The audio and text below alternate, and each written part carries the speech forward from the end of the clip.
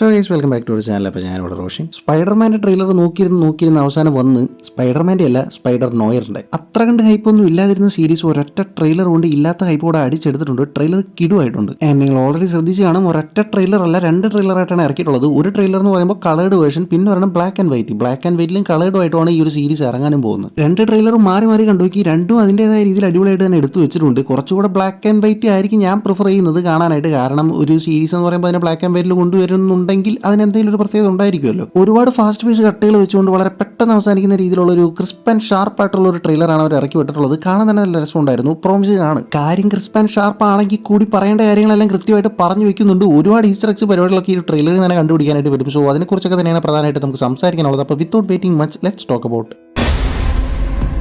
First and foremost Peter Parker അല്ല, Spider Noir എന്ന് പറഞ്ഞിട്ടുള്ള ഒരു ക്യാരക്ടറിന്റെ ഒറിജിനൽ നെയിമായിട്ട് ഇതിൽ കാണിക്കുന്നത് ബെൻ റെയ്ലി എന്നാണ്. ആരാണ് ഈ ബെൻ റെയ്ലി എന്ന് പറഞ്ഞ് നമ്മൾ കോമിക്സിൽ പറയുന്നത് നോക്കുമ്പോൾ നമുക്ക് കാണാനായിട്ട് വരും പീറ്റർ പാർക്കറിന്റെ ഒരു ക്ലോൺ ആണ് ഈ ഒരു ബെൻ റെയ്ലി എന്ന് പറഞ്ഞ ആള്. പക്ഷെ പടത്തിലോട്ട് വരുമ്പോൾ ആ ഒരു ക്ലോണിന്റെ സ്റ്റോറി ലൈൻ ആണോ അഡാപ്റ്റ് ചെയ്ത് വെച്ചേക്കുന്നത് എന്നുള്ള കാര്യത്തിൽ ചെറിയൊരു സംശയമുണ്ട്. ഒരു പക്ഷെ ചിലപ്പോൾ പുള്ളിനെ ഒരു പ്രൈവറ്റ് ഡിറ്റക്റ്റീവ് ഒക്കെ ആയിട്ടാണല്ലോ കാണിക്കുന്നത്. സോ അതുകൊണ്ട് തന്നെ ഒറിജിനൽ പേരായിട്ടുള്ള പീറ്റർ പാർക്കർ മറച്ചു വെച്ചിട്ട് ഒരു സീക്രട്ട് ഐഡന്റിറ്റിയിൽ വരുന്നതായിരിക്കാം. ഇനി അതും അല്ലെങ്കിൽ സോണി കയറി പണിതിട്ടുണ്ടായിരിക്കാം. അതായത് പീറ്റർ പാർക്കർ അല്ലെങ്കിൽ സ്പൈഡർമാൻ എന്നുള്ള ഒരു പേര് സീരീസുകളിലൊന്നും അങ്ങനെ വരുന്നത് സോണിക്ക് അത്ര പ്രിയമുള്ള ഒരു കാര്യമല്ലെന്ന് അറിയാലോ.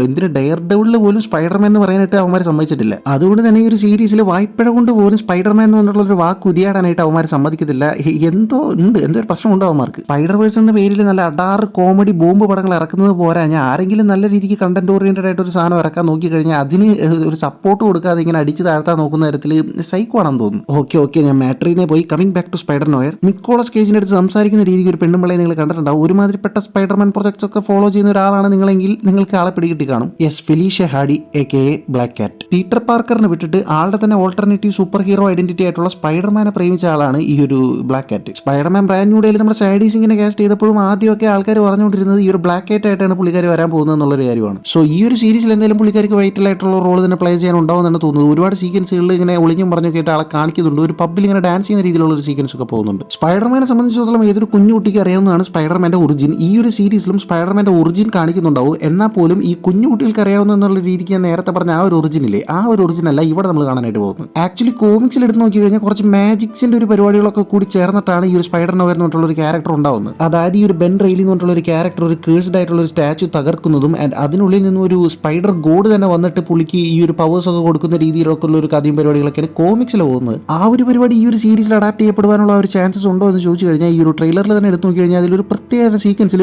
ഒരു പ്രത്യേക ജീവിയെ കാണിക്കുന്നുണ്ട്. സോ ഈ ഒരു ജീവിയെ നോക്കി കഴിഞ്ഞ് കഴിഞ്ഞാൽ ഞാൻ നേരത്തെ പറഞ്ഞ ഒരു മാജിക്കൽ പരിപാടിയിൽ ഒരു സ്പൈഡർ ഗോഡ് വരുന്ന കാര്യം ഞാൻ പറഞ്ഞില്ലേ, ആ ഒരു സ്പൈഡർ ഗോഡ് എന്ന് പറയുന്നത് പാതി മനുഷ്യനും പാതി സ്പൈഡറുമായിട്ടുള്ള ഒരു ക്രീച്ചറാണ്. ഈ ഒരു ജീവി കണ്ടിട്ട് ഏറെക്കുറെ ആ ഒരു സംഭവത്തോട് സിമിലർ ആയിട്ട് തോന്നുന്നു. എന്ന് വെച്ച് ആ ഒരു കഥ തന്നെയാണ് ഇതിൽ അഡാപ്റ്റ് ചെയ്യപ്പെടാൻ പോകുന്നത് എന്നുള്ള കാര്യം ഞാൻ ഉറപ്പിച്ചു എന്നൊക്കെ പറയുന്നതല്ല. മേ ബി ഈ ഒരു ക്രീച്ചറിനെ കാണിക്കുന്നതിന് ഒരു സ്പ്ലിറ്റ് സെക്കൻഡിൽ പെട്ടെന്ന് കാണിച്ചു പോവാണ്. സോ അതുകൊണ്ട് തന്നെ ചിലപ്പോൾ ഇത് ആ ഒരു നിക്കോളസ് കേജിന്റെ ക്യാരക്ടറിന്റെ മൈൻഡിൽ ഓടിപ്പോകുന്ന ഒരു ചെറിയൊരു പരിപാടിയൊക്കെ ആയിരിക്കാം. ഇനി അങ്ങനെ അല്ലെങ്കിൽ സൂപ്പർ പവർ കിട്ടുന്നതിന് വേറൊരു കാരണമായിട്ട് പറയാനായിട്ട് തോന്നുന്നത് ട്രെയിലറിൽ തന്നെ വേറൊരു സീക്വൻസിൽ നമുക്ക് കാണാനായിട്ട് പറ്റും. നിക്കോളസ് കേജിനെ ഒരു ലാബ് ഡ്രസ് ഇടിപ്പിച്ച് ഒരു ടെസ്റ്റ് സബ്ജക്ട് പോലെ ഏതോ ഒരു ലാബിൽ ഇങ്ങനെ ഇരുത്തിയിരിക്കുന്ന രീതിയിലുള്ള ഒരു സീക്വൻസ് കാണിക്കുന്നുണ്ട്. ഫസ്റ്റ് ടൈം ഇത് കണ്ടപ്പോൾ എനിക്ക് സ്റ്റീവ് റോജേഴ്സിന്റെ ആ ഒരു എക്സ്പെരിമെന്റ് ഇല്ലേ, ക്യാപ്റ്റൻ അമേരിക്കയുടെ ആ ഒരു എക്സ്പെരിമെന്റ്, അതാണ് എനിക്ക് ഓർമ്മ വന്നത്. കുറച്ച് ഡോക്ടേഴ്സ് ഒരുമിച്ച് കൂടി ഒരു മാസ്ക് ഇങ്ങനെ ആരുടെ മുഖത്ത് വെക്കുന്ന രീതിയിലുള്ള ഒരു സീക്വൻസ് കാണിക്കുന്നുണ്ട്. അതങ്ങനെ സ്ട്രെസ് ചെയ്ത ഒരു സീക്വൻസ് കുറച്ചധികം നേരം പോകുന്നുണ്ട്. സോ എനിക്ക് തോന്നുന്നത് മേ ബി ചിലപ്പോൾ ഈ ഒരു സൂപ്പർ പവർ കിട്ടിയതിന് ശേഷം നിക്കോളസ് കേജിന്റെ ആ ഒരു ക്യാരക്ടറിനെ സ്റ്റഡി ചെയ്യാൻ വേണ്ടിയിട്ട് അവർ കൊണ്ടുപോയി വെച്ചേക്കുന്നതായിരിക്കാം. അല്ലെങ്കിൽ ഈ ഒരു ടെസ്റ്റിന് ശേഷമായിരിക്കാം സൂപ്പർ പവർ പുള്ളിക്ക് കിട്ടുന്നത്. എങ്ങനെയൊക്കെ ആയാലും ഈ ഒരു ടെസ്റ്റ് ചെയ്യുന്ന ആൾക്കാരുടെ ഉദ്ദേശശുദ്ധി അത്ര വെടിപ്പല്ലെന്ന് തോന്നുന്നു. വേറൊരു സീക്വൻസിൽ ഈ ഒരു നിക്കോളസ് കേജ് ഒരു ഓഫീസറിന്റെ യൂണിഫോം ഇട്ടിരിക്കുന്ന രീതിയിൽ കാണിക്കുന്നുണ്ട്. അത് കണ്ടിട്ട് എനിക്ക് തോന്നുന്നത്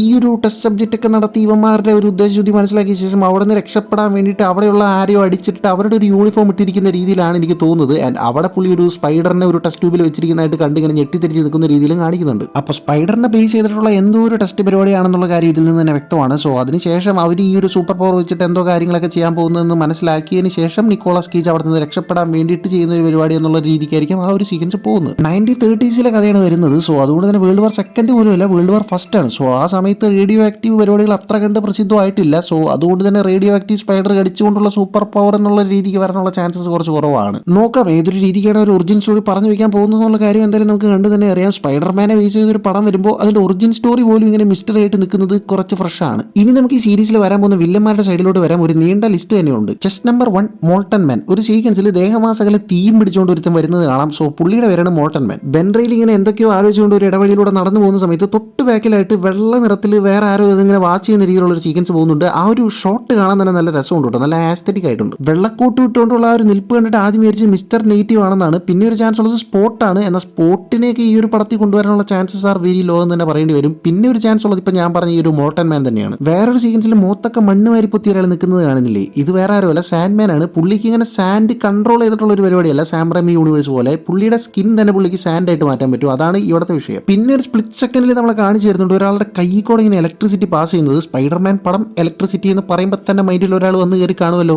ഇലക്ട്രോ. അങ്ങനെ അങ്ങിങ്ങായിട്ട് പല സൈസിൽ വില്ലന്മാരെ ടീസ് ചെയ്തുകൊണ്ട് പോകുമ്പോൾ ഇവരെല്ലാം ഒരുമിച്ച് ഒരു സിനിസ്റ്റർ 6 ഫോം ചെയ്ത് വരുന്ന ഒരു മെയിൻ വില്ലനായിട്ട് പടത്തിൽ വരാൻ പോകുന്ന ആരാണെന്ന് വെച്ച് കഴിഞ്ഞാൽ, അതുകൊണ്ട് ഈ ഒരു ചിത്രത്തിൽ കാണുന്ന ആളാണ് സിൽവർ മെയിൻ. ആളാരാണെന്ന് വെച്ച് കഴിഞ്ഞാൽ ആ ഒരു സ്ഥലത്തെ ക്രൈം സിൻഡിക്കേറ്റിന്റെ ഒക്കെ ഒരു തലവനായിട്ട് നിൽക്കുന്ന ഒരു മോബ് ബോസ് എന്ന രീതിക്ക് വിശേഷിപ്പിക്കാൻ പറ്റുന്ന എന്താ പറയാ, നമ്മുടെ ഒരു കിങ് പിൻ വൈബിലുള്ള ഒരാളാണ്. സോ പോസിബിളി ഇതൊരു സീരീസ് ആയിട്ട് ഇറക്കുന്ന നിലയ്ക്ക് ഓരോ എപ്പിസോഡുകളിലും ഓരോ തരം വില്ലന്മാരെ കാണിച്ചുകൊണ്ട് അവസാനം ഓരോ പസിൽ സോൾവ് ചെയ്ത് അവസാനം ഈ ഒരു സിൽവർ മെയിനിലോട്ട് എത്തുന്ന രീതിക്കായിരിക്കാം സീരീസിന്റെ ഒരു സ്ട്രക്ചർ. ഷെർലക് ഹോംസിന് വാട്സൺ പോലെ ബെൻ റെയ്ലിക്കും കൂടെ കിട്ടിയിട്ടുണ്ട് ഒരുത്തരെ, റോബി റോബർട്ട്സൺ. പുള്ളി നിങ്ങൾക്ക് നേരത്തെ പരിചയം ഉണ്ടായിരിക്കും, നമ്മുടെ സാം റൈമി സ്പൈഡർമാൻ യൂണിവേഴ്സിലെ അവിടുത്തെ ഡെയിലി ബ്യൂഗിളിൽ വർക്ക് ചെയ്തുകൊണ്ടിരുന്ന ഒരാളാണ്. പുള്ളിയെ നേരെ ഇങ്ങോട്ട് ഇറക്കി വിട്ടിട്ടുണ്ട്. പിന്നെ ഈ ഒരു ഷോട്ട് എനിക്ക് ഭയങ്കര ഇഷ്ടമായി. ആ ഒരു മൊത്തം ബിൽഡിങ്ങിന്റെ മണ്ട കയറി നിന്നിട്ട് ബാക്കിൽ ഒരു തണ്ടറിന്റെ ഷോട്ടും വെച്ചുകൊണ്ട് സ്പൈഡർ നോയർ ഇങ്ങനെ നിൽക്കുന്ന ഒരു സീക്വൻസ് പക്ക Batman vibe. And at last spider നോയറിന്റെ ഒരു ബ്യൂട്ടിഫുൾ സ്വിംഗിങ് സീക്വൻസും കാണിച്ചുകൊണ്ടാണ് മൊത്തം ടീസറും ക്ലോസ് ചെയ്യുന്നത്. ആ ഒരു സ്വിംഗിങ് കാണാൻ എന്താ പറയുക, നല്ലൊരു രസം ഉണ്ടായിരുന്നു കാണാനായിട്ട്. ഇവിടെ നമ്മുടെ സ്പൈഡർ നോയർ നമ്മുടെ ടോബി മെഗീറിന്റെ കൂട്ട് ഓർഗാനിക് വെബിന്റെ പരിപാടിയാണ്, അല്ലാണ്ട് വെബ് ഷൂട്ടറും മറ്റൊന്നുമല്ല. സാധാരണ സ്പൈഡർമാൻ സ്വിംഗിങ്ങുകളിൽ നിന്നും എന്തോ ഒരു വ്യത്യാസം നമുക്ക് ചെറുതായിട്ട് ഇവിടെ ഫീൽ ചെയ്യും. ആകെ ഒരു 2 സെക്കൻഡിന്റെ സീക്വൻസേ കാണിക്കുന്നുള്ളൂ, അതിൽ നിന്ന് തന്നെ അത് കിട്ടുന്നുണ്ട്. ഒരു പക്ഷേ ആ സ്വിംഗ് ചെയ്യുന്ന സ്ഥലത്തിന്റെ ഒരു പ്രത്യേകതയായിരിക്കും. 90s നടക്കുന്ന കഥ ആയതുകൊണ്ട് തന്നെ അവിടുത്തെ ആ ഒരു ബിൽഡിംഗ് ഒക്കെ കുറച്ചൊരു വിന്റേജ് വൈബാണ് പിടിച്ചിട്ടുള്ളത്. സോ